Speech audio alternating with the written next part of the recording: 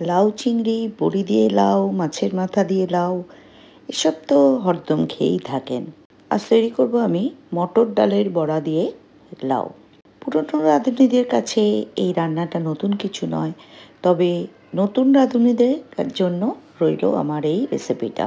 প্রথমেই লাউটাকে আমি ডুমো করে কেটে নিলাম। আমি পুরো লাউটা ব্যবহার করিনি, অর্ধেক লাউটা ডুমো করে কেটে সরিয়ে রাখলাম। মটর ডাল রাতে ভিজিয়ে রেখেছিলাম, এবার সেটা বাটবো। তার জন্য এর মধ্যে দিয়ে দিলাম আদা, কাঁচা লঙ্কা আর দিলাম এতে নুন। আপনারা চাইলে সামান্য চিনিও যোগ করতে পারেন। ডালটা বেটে রেখে দিলাম। এবার কড়াই বসিয়ে দিয়েছি, তাতে দিয়েছি সর্ষের তেল।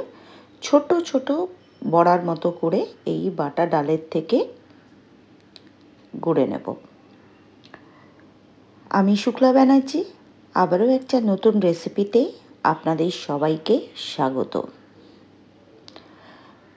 ভিডিওটা শেষ পর্যন্ত দেখে যদি ভালো লেগে থাকে তাহলে কিন্তু সবসময়ের জন্য পাশে থেকে যাওয়ার চেষ্টা করবেন ভালোবেসে। বড়াগুলো উল্টে পাল্টে ভেজে নিতে হবে অল্প আঁচে। এই বড়া কিন্তু ডালের সঙ্গে বা শুধু চা কফির সঙ্গে খেতেও ভীষণ ভালো লাগে। বড়াগুলো একটু লালচে করে ভাজবো।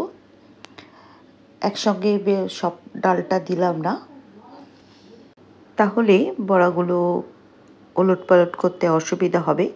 তাই এক পোস্ত ভেজে তুলে নিয়ে আবার কয়েকটা বড়া দিয়ে দেবো। তেলটা একটু কমে গেছিলো, তাই একটু তেলও যোগ করলাম। তেল ভালো করে গরম হলে আঁচ কমিয়ে তারপর বড়াগুলো ভাজবেন।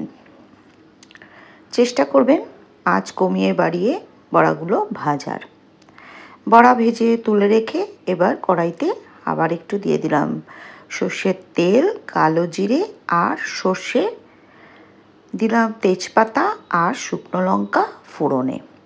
ফোড়নটার একটু ভালো গন্ধ বেরোলে তখন এতে দিয়ে দিলাম একটা মাঝারি মাপের টমেটো কুচিয়ে।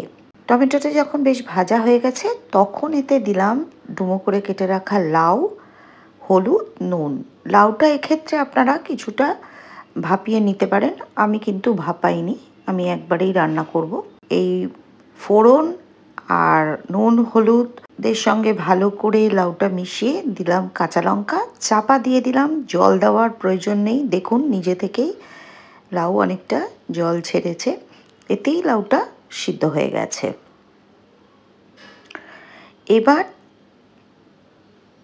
জল কিছুটা থাকতে থাকতে লাউ সেদ্ধ হওয়ার পর মিশিয়ে দিলাম ভেজে রাখা বড়াগুলো। বাকি যে জলটা আছে সেটা এই বড়াগুলোই টেনে নেবে এবং এই তরকারিটা শুকনো ভাব হয়ে যাবে। তাই একটু জল থাকতে থাকতে বড়াগুলো দেবেন। দিলাম সামান্য চিনি। নিরামিষ তরকারিতে একটু মিষ্টি দিলে খেতে ভালো লাগে। একদম শেষে গ্যাস বন্ধ করে দিয়ে দিলাম বেশ কিছুটা কুচনো ধনেপাতা।